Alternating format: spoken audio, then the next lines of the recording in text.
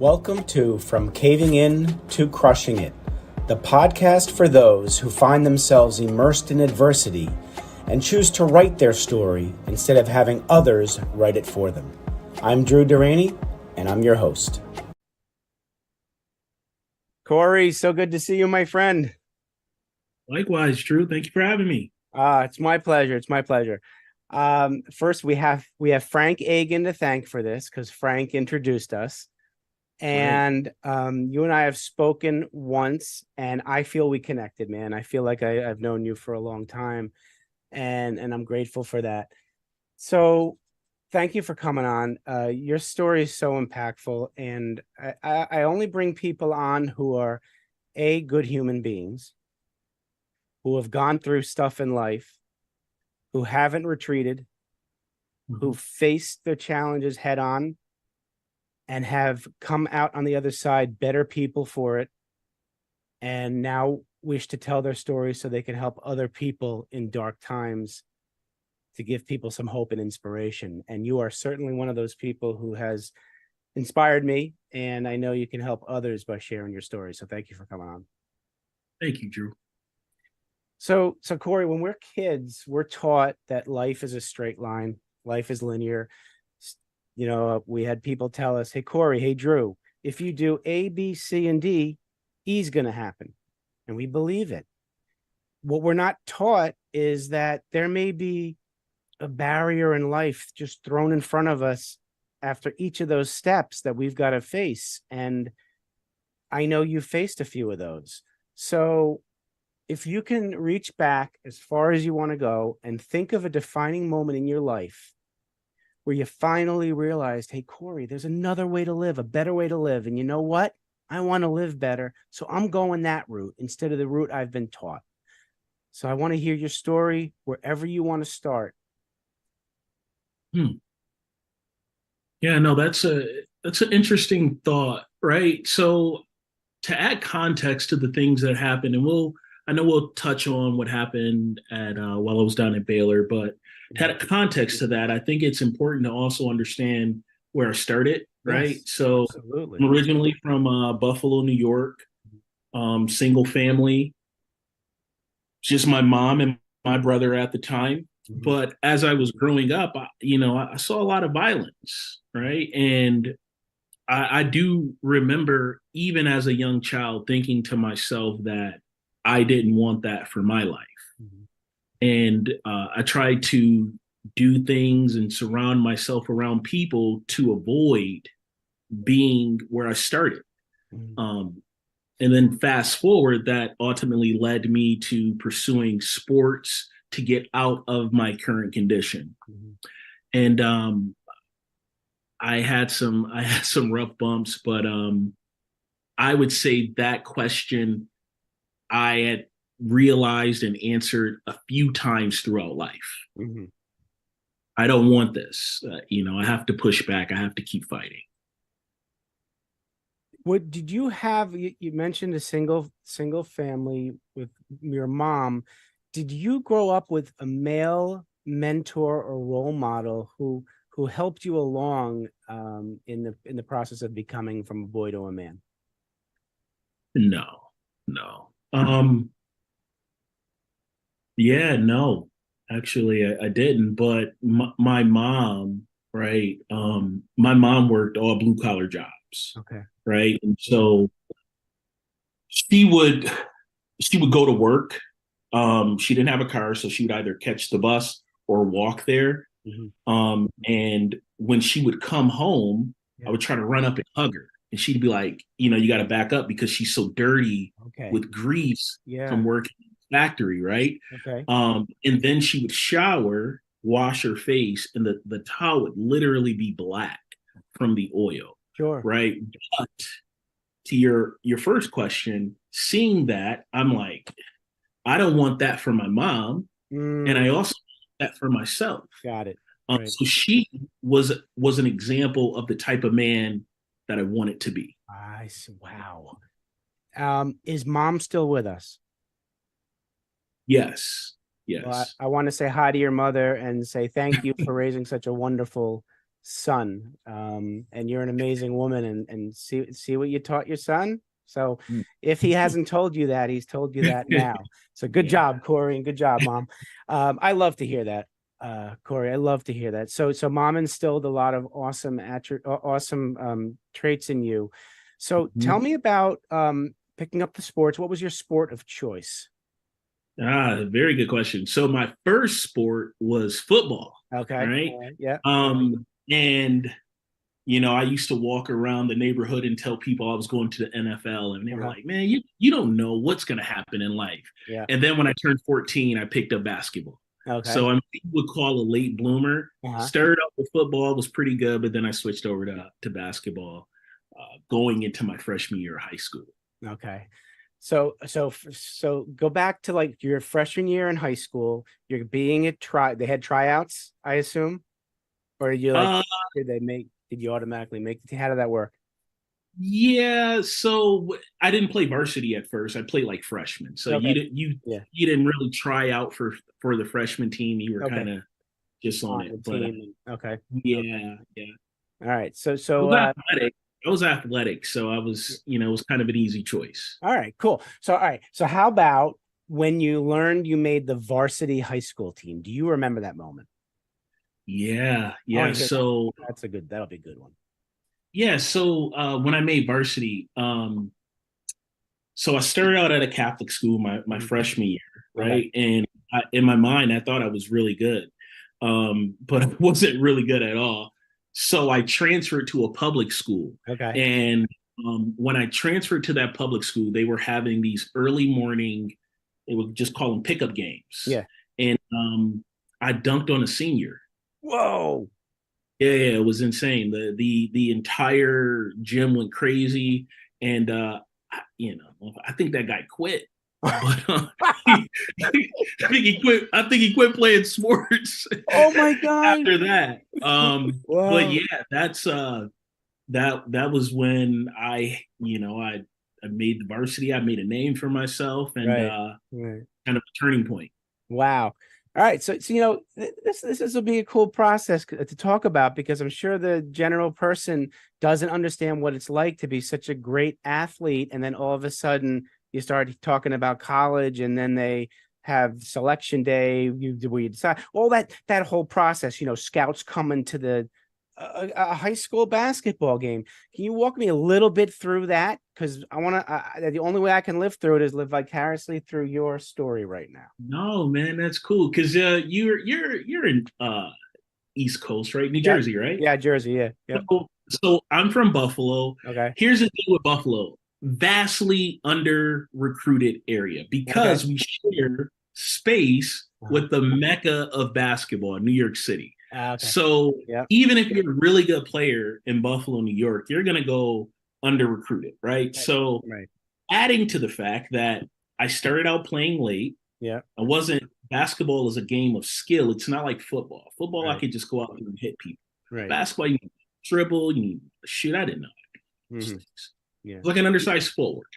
Um, and so there was a game in Schenectady, New York, Mhm. my junior year. Okay. So sophomore year, we actually won states, Hmm. just all from working hard. But junior year, we had a game in Schenectady, New York, and I went up against one of the state's best players, Hmm. and all the recruiters who were there to see him, Okay. they were like, "Who the heck is this kid?" I'm running him down on the fast break, blocking shots. I'm Yeah. talking trash, and that got me some looks. And Wow. Uh-huh. yeah, so that I began to play for a team in Albany, New York. It was the only Nike sponsored team at the time, Okay. but that's what really helped me Hmm. get the recognition that I was looking for and helped me get recruited. Oh, that's wonderful. So when the scouts saw you, do you remember that first conversation where someone came to you and said, "I saw you play. What do you think about next steps?" Yeah, so there were a bunch of schools that were actually after me, and at first there were a lot of mid majors and lower tier schools that, Yeah. I didn't want to go to. I wanted to go to the big time schools, Right. and so I said no to a lot of teams at first. But senior year came, and I decided that it would be in my best interest to attend preparatory school, Okay. which is a boarding school, Okay. and in Massachusetts actually. And you know, a lot of the scouts were like, "Well, let's see what he does in prep school, right?" Yeah. No one in my, you got to also think too, Drew, like, because I'm the only person in my family who's not only uh, big into sports, but no one knows about college or their process or anything. So Okay.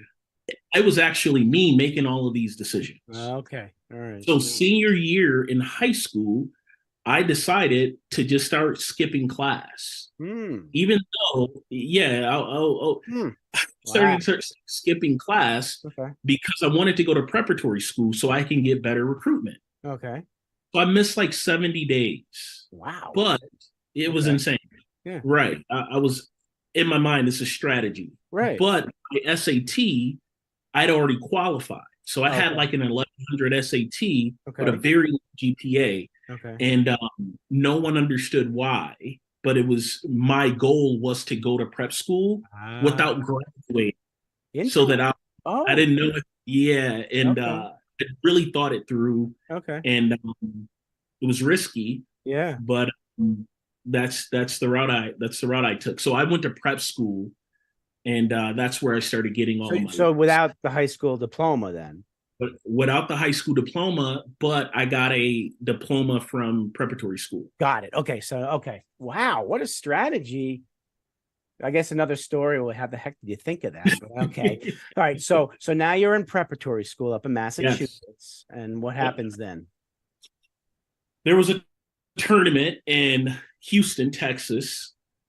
Um, and it was the team I was playing for. This was a traveling team. They were out of New York, so I got to still play with them Okay. while I was at prep school because I That was wasn't a the graduate. Albany team. That was the Albany I team was the sponsored Albany by team, Nike. Okay. Got it. Okay. sponsored by Nike. Yeah, Got yep. it. And Okay. so we're playing again. We're playing at a Nike tournament in Yeah. Augusta, Georgia, called the Wow. Peach, right? Yeah. They call it the Peach Jam, and Yeah. this is a big time tournament. Yeah. There was a player there from Houston, Texas. Everyone was going crazy about him. There were two players, one from Houston and one from Dallas. Okay. Um, at the time, I didn't know who this was, but it was Daniel Booby Gibson and Chris Bosh Oh my on the gosh. same. Yeah. Yeah. Yeah, Yeah. yeah. So Okay. we went up against those. We went up against them, and defensively, I did really well against Daniel Booby Gibson. Okay. And a recruiter from Baylor was there, Brian O'Neill, Mm-hmm. um, who he was surprised that he hadn't heard of me. Mm-hmm. Um, he got in contact with the coaches from that team, and discussions started about me potentially joining Baylor Okay. that final year. Wow. He found out that I was already qualified with my Right. SAT. Right. My grades when I went to boarding school, you can't miss school at boarding school, No, so you have like to a go. gay GPA, Yep. There right? you go. And I'd already done well on my SATs, and so from a student perspective, I was good, and then from an athletic perspective, Good. it also seemed to be alignment. Awesome. So then the talks continued. Did you finish that first year of prep school? Yeah, I only went to prep school for 1 year, One right? year, and Yep. and then you got a scholarship to Baylor, or So I so thought. you thought. And therein lies the beginning of another story. That's correct. Got it. So you started up at Baylor, and tell me how that transition was going from Buffalo to Massachusetts to Baylor. Baylor's in Texas. Baylor's in Waco, Texas, Waco, right? Texas. Okay. Yeah, and so to the Baylor staff, I was just another player to fill up their roster, right? But to Buffalo, New York, and the community in which I came from, I was highly celebrated.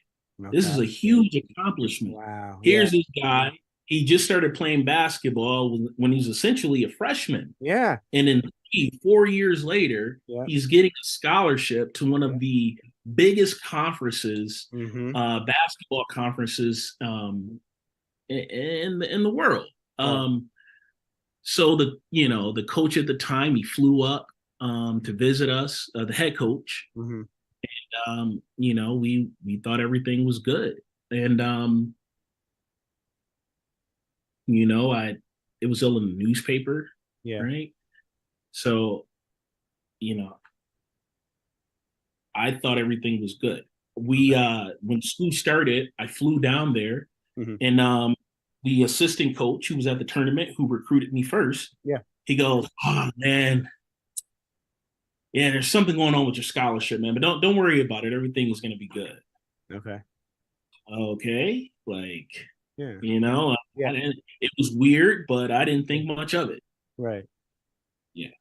So they let you. So you're still at school. They tell you there's something going on, but you're okay. So you believe you're okay. So it just went on, just like regular freshman year. Yeah, I mean, there were when I think back as an adult, right, with more Yeah. experience, there were certainly things that stood out. But Mm. as a getting out of the condition in which I originally came from, Yep. all I was really concerned about is, do I have to go back to Buffalo? You know, Mm. Yeah. Yeah. Right. um, I don't care what do I get to play ball? Do I get to go to school? Right. Um,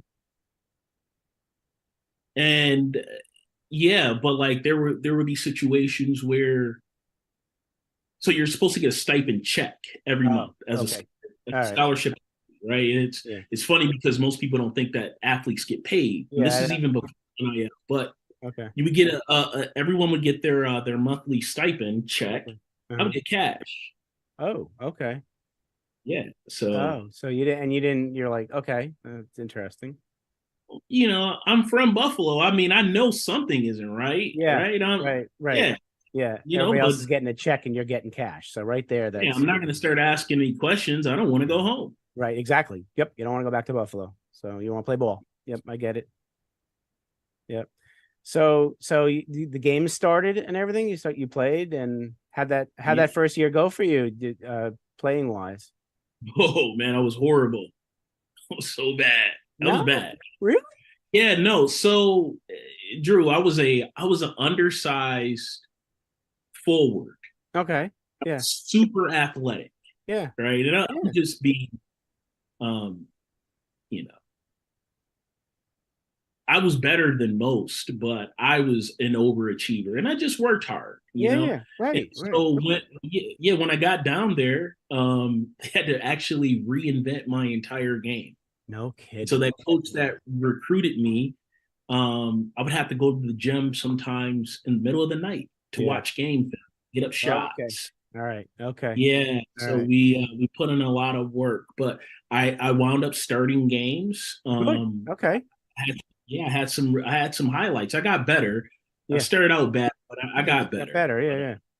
But Yeah. All right. So tell me what was your best game you think that you can recall? Like all around best game and against whom, and give me a highlight of one play that stands out. that's a tough one. I had a career high game against the University of Texas my sophomore year. All right, That was cool. Yeah. yeah. What was the career high? I want to hear the point total.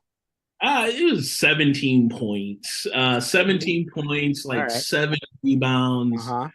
assists, right? I was a That's cerebral all player, around. I right? love it. I love it. I love Yeah. it. All right, cool, cool, cool. Did you guys when you were there at least the first 2 years, did you guys make the NCAA tournament, the 64 team March Madness? Do you remember? No, no, No. we didn't. And then because all those things happened my freshman year. And Okay. you know, the coach, he was just bent on running this particular type of offense. He wouldn't Okay. change it. All right. His name was David Bliss. Okay. And the coaching staff, they were all seasoned guys, really bright.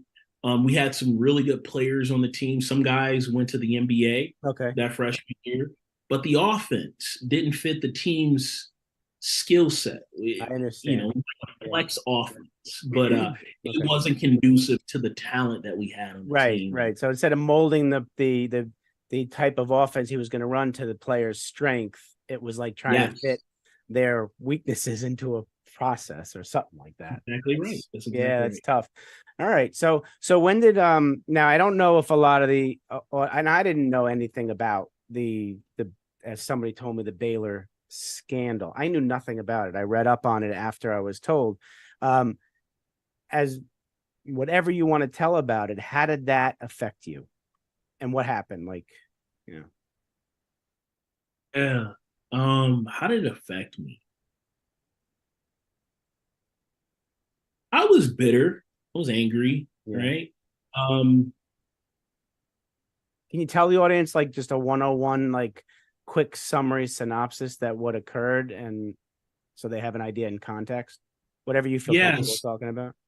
Yeah, no, I'll just lay it out. So my freshman year, while I was a player that summer from my freshman to my sophomore year, one of the players on my team, Patrick Dennehy, was assaulted, murdered by another player on the team, Carlton Dotson. Wow. And um, that resulted in an investigation of the entire program. Mm. And it was revealed that I didn't have a scholarship, neither did the Patrick who got murdered on the team. And we are allegedly our our tuitions were being funded by other people. And Oh, okay. All right. because of that, the NCAA penalized Baylor and the players who were involved. Okay. And so it completely derailed my trajectory, all the things that I worked for, Right. right? And like what we were talking about earlier, thinking that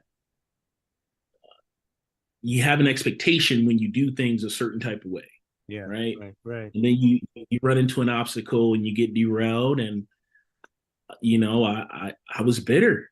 Yeah. Was extremely bitter. How dare these people lie to me and betray me? Hmm. And they're all rich still. Yes. And here I am. Yeah. I'm going to essentially have to go back to the hood. I Yeah. was pissed. Of course. And rightly so. And we talked earlier before we recorded that it's a challenge for a youth at age what 16 what is it, 18 or something 18 19 years old to not think about blaming himself for what happened. um Mm-hmm. I'm proud of you for not chasing the results because you had nothing to do with what happened. And I understand the bitterness part because you truly believed that you Yeah. had the scholarship, and for you to Yeah. be penalized for something you had no knowledge about seems to me to be unfair. But they say life isn't fair. So what happened after that? I mean, obviously you said this happened in your freshman year. You still played sophomore year. So how were you able to play sophomore year without the scholarship, with now a tuition cost hanging over your family's head? Yeah. So that team that I played for Yeah. out of New York, Yeah. the guy who the coach of that team, um, you know, they helped me out a lot. They found me an attorney, Wow. right? And Yeah. we got the tuition expunged because I didn't know. Yeah. And then the negotiation from the Baylor perspective was, hey, we'll give them another year scholarship, and then essentially like part ways. Okay. So I played that extra year, but that year the NCAA penalized Baylor, Right. so they couldn't compete in the NCAA tournament. So that Oh, season got it. was essentially a lost season. Right. Yeah, so um, I think it's important to understand that I did need some time to get over it, Of right? course. Yeah. And I'm really fortunate because there were a lot of people who surrounded me and gave me the love that they saw that they needed, that I needed. Right. Um, yeah, in short though, I after that sophomore year, I wound up going back to Buffalo, Okay. going to a school, Canisius College, and Wait, what college? Canisius, Canisius. Canisius. Yeah. Now what conference is that? MAC. It's in the MAC Let me conference. see. And they played Fairfield University, right? Where I went. Yeah, and we're Yeah, probably about right around the, well, you're probably younger than I am, but all right, there we go. Rivalry. Go ahead. Let's talk about Canisius. Go ahead. so Canisius, I thought it was over. I thought that Yeah. I thought that, hey, look, I'm gonna just go out. I'm just gonna ride out to the sunset, graduate, probably go play overseas or something. Yeah. 2 years at Canisius, or 2 or 3 years, and uh, senior year, college girlfriend gets pregnant with a Oh kid, boy. Okay. Yep. and this is my son, and now I'm faced with: do I go play overseas or do I stay Mhm. back? Right, Yeah. and to be a father because I thought that this was the right thing to do, right? Again, Yeah. so I'm like, got a college degree. Let me stay back and take care of this kid because that's the right thing to do. What are you Right. talking about? It was during the Great Recession. There were no jobs out there. Coupling that with I had no job experience. So it was Uh-huh. a big, tough time for me. Yeah. Right. Oh my gosh. Um, yeah, but I would tell you what I used to say to myself was, I've been through worse. Mm. Mm-hmm. Every single day, like I've been through worse. Mm-hmm. Um, so that would help me get through. But Right. it took some time for me to find my way. Well, I know you have found your way. So Yeah, tell me how you reached inside and found some answers within. And let me know if there were other supporting casts, people around you who helped you get to where you are now. And then we'll talk about where you are now. yeah. So there were a bunch of people. I would even say I met my wife in college as Hmm. well. So having her even as an example was important for me. Right. But Okay. um, you know that period after Baylor, right? Even me going to Canisius, it stood with me. As I said, I was bitter, and so I could never shake out of my mind, hey, I didn't do anything wrong. Why Right. would something like that happen to me? For sure. I started in like God and Yeah. faith, Right. and those things. And then there were some situations that I was in Yeah. that kind of thought to myself, it was I was at someone's house around a bunch of guys. I was like homeless at this time, Drew, Oh my and God. I'm like, I cannot believe that I've been through all that just to be here. And then something just kind of clicked. Literally in this moment, I'm thinking, what can I do to get control again? What can Yes. I do? What Right. can I take control of Hmm. to change this environment that Right. I'm in? Sure. I've been through things before. I know what I'm possible. I know what I'm capable of. Right. Um, so I started to take stock mentally. So Good. I'm like, well, what that I know how to do? Well, I know sports. I know basketball. I started training kids in the neighborhood for Yeah. free, All right. and I got my name out. They were like, hey, look, Corey is coming up. He's really good. He knows his stuff. That word got back to a coach at a college Yeah. who asked me to come join his coaching staff as a Whoa. coach. Wonderful. And yeah, got that coaching job. And what I realized during that time, and I always say to people is like, hey, appreciate the person that a struggle makes you, Mm. right? Don't Mhm. because you learn stuff about yourself. What I Right. really learned about coaching is that I do like helping people. I Right. like supporting people reach Right. their goals. Right. That I wish I had, right? Sure. Sure. So got to the coaching. We went to the NCAA finals. I'm making a name for myself as a coach. Where was it? Got Where enough. was it? Do you mind saying? Can you say where'd you coach? I coached at a Division III school in Buffalo called Medaille College. Okay. Wow. Okay. Awesome. And you made the finals. All right. We went to the NCAA. We didn't go to the finals. We went to Oh. the NCAA tournament. Oh, you went to the at Yeah, least but you went to the tournament. You got to the tournament. Good. Yeah. um, and then I got another job at Union College in Okay. upstate New York. Yeah. I've heard of Union. Yeah. Schenectady. Mm-hmm. While I'm out doing that, I'm a bit closer to the coaches from that organization Mm-hmm. that helped me out, Oh, Taylor. yes, But yes. yeah, I got a pep in my step. I'm kind of just moving around. I'm moving with passion. I'm kind of, because I came from such a dark place. Yeah. I knew this. I much prefer doing this stuff, and this is easy. I Yeah. can't believe I took so long to figure this out. Yeah. Right. But I met a gentleman while I was out coaching and recruiting who just really liked me.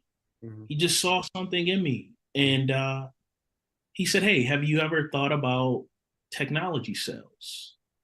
Never crossed my mind. I Mm-hmm. don't even know.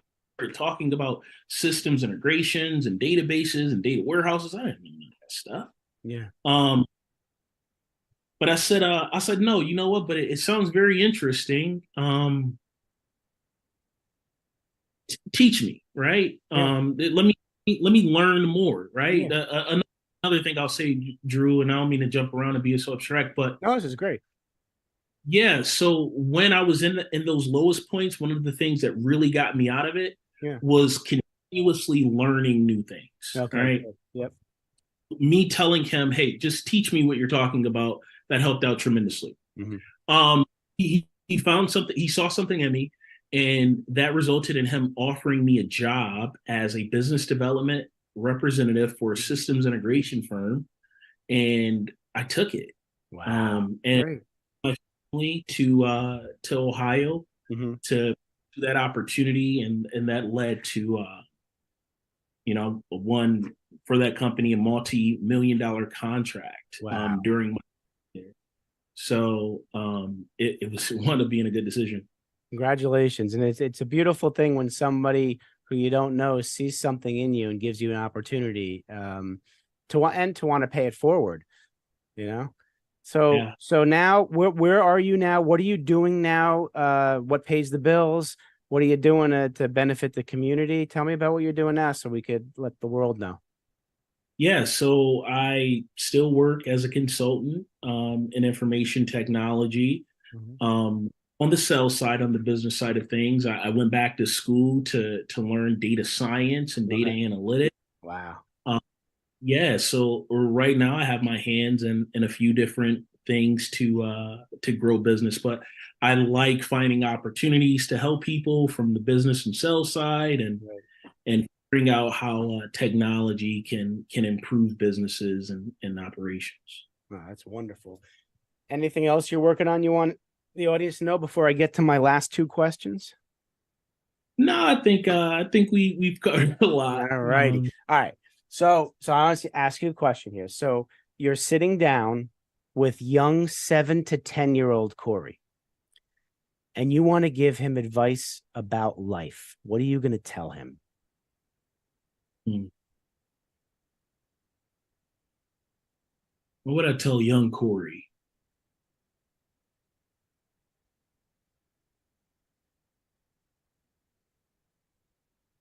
Hmm. So what would I tell young Corey?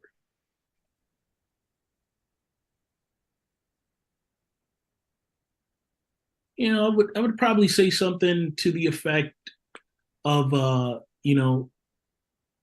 don't let the world change you. Hmm. Mhm. Don't let the world change you. Wow. Ah, all right. Now put on a different hat.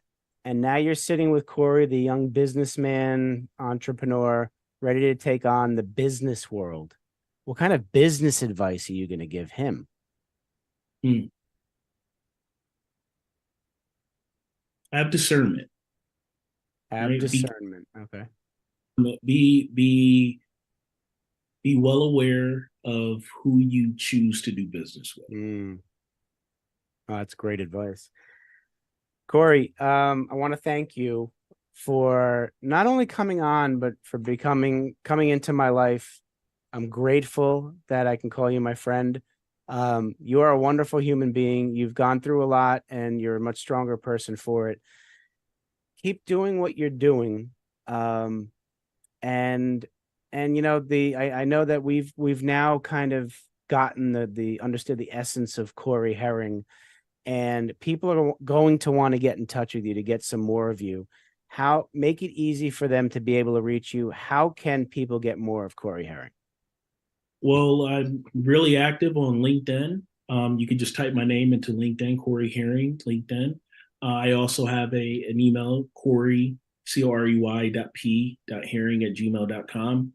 And I'm always looking to network and meet new people. Wonderful.